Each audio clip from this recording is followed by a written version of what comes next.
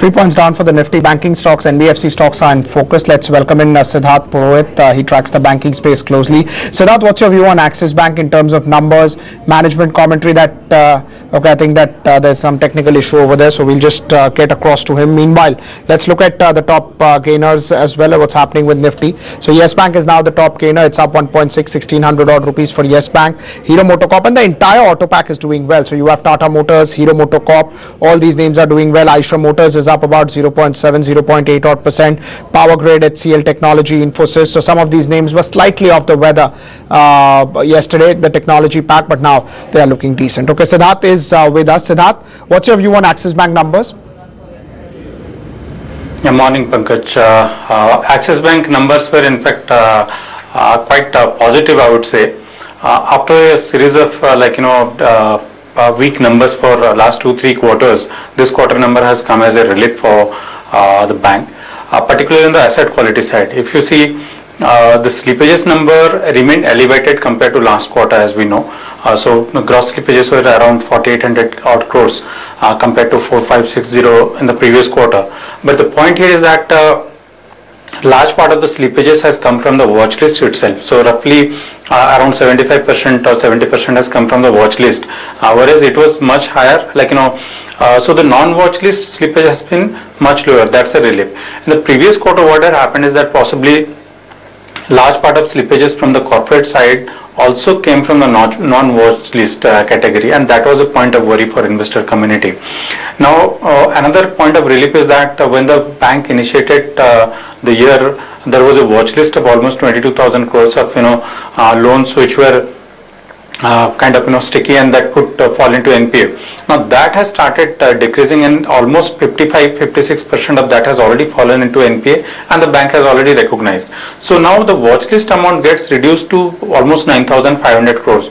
So on one side there is a receding trend of NPA pressure, so there could be improvement on asset quality.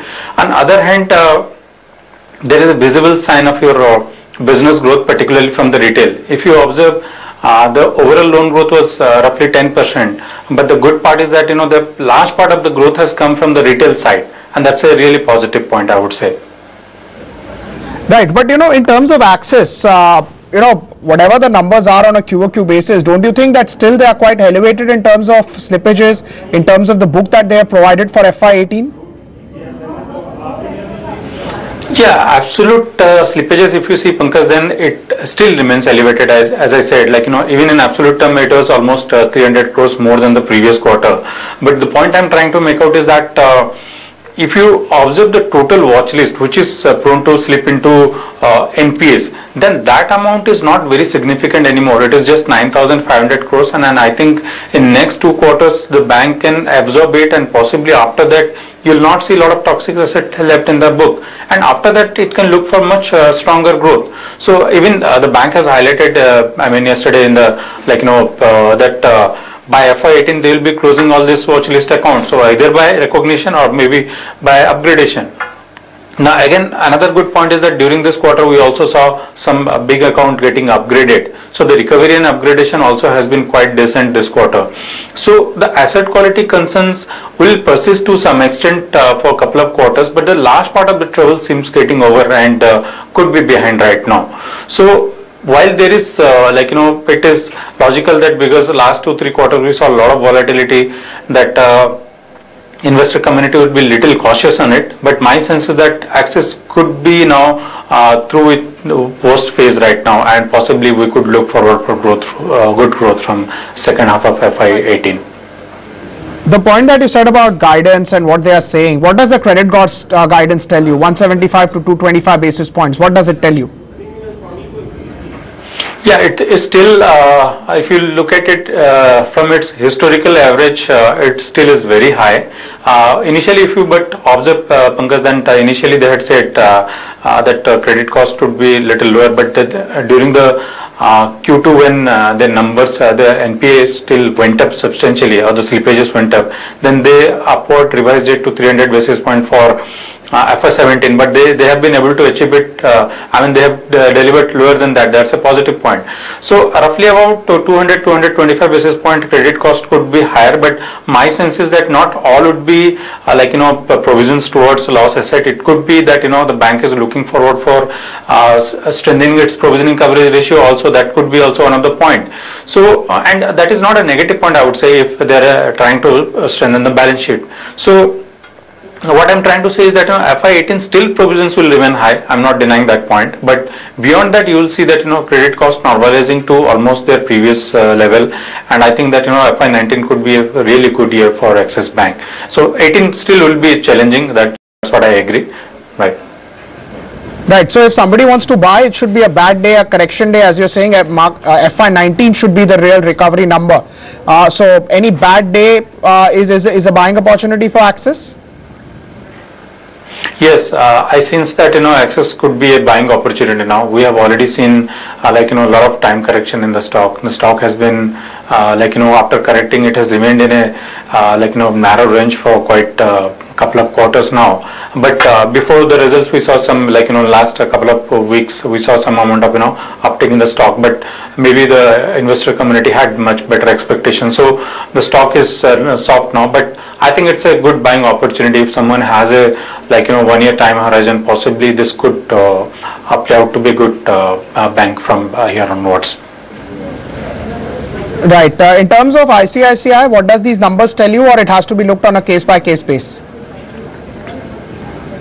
In fact, see, if you look at the watch list, ICICI also has a quite sizable watch list. But the point here is that Axis, the only issue was that within the watch list also the management had highlighted that possibly more amount of NPA would fall into NPA.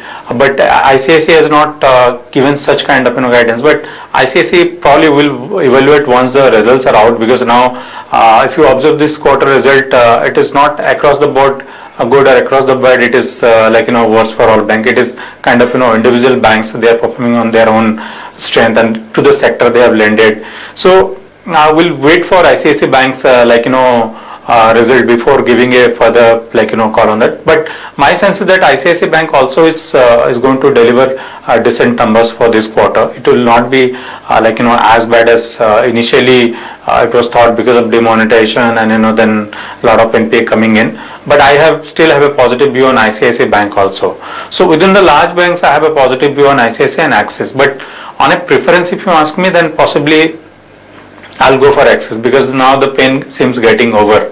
So I'll go for Axis compared to ICICI on a comparative basis at this moment. In terms of numbers for ICICI or for Axis, Street already has a sense that there is no meaningful recovery which is going to happen. So even if there is a marginal recovery or a slightly meaningful recovery that is seen in slippages or in gross NPA, it will be positive. Yes, and one more thing that is playing out, Pankaj, during this quarter, that a lot of banks have sold a sizable amount of NPAs to ARC, and that is also helping to some extent, reducing stress on the book.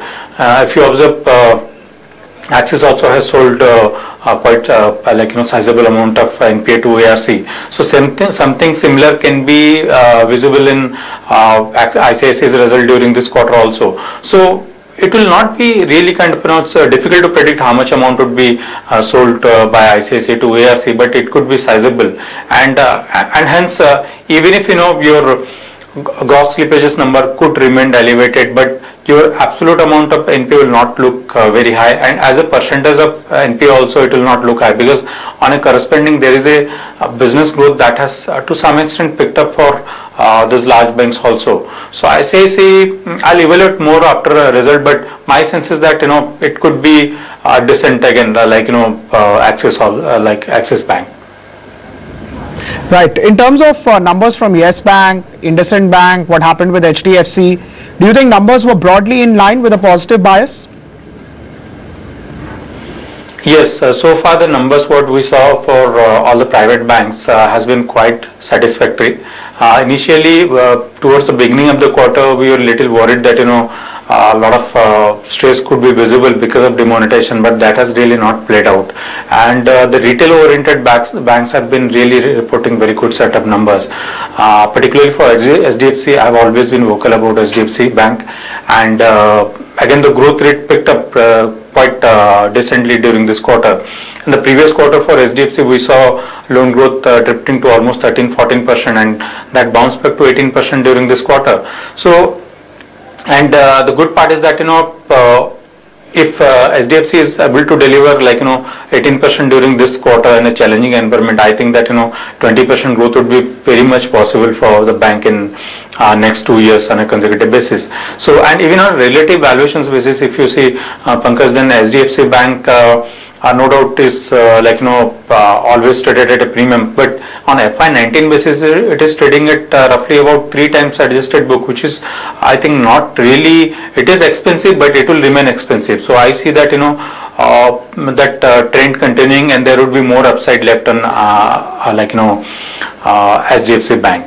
For Yes Bank particularly, the numbers were definitely good. There was obviously one large account which was classified as NPA, and hence we saw provisioning going up.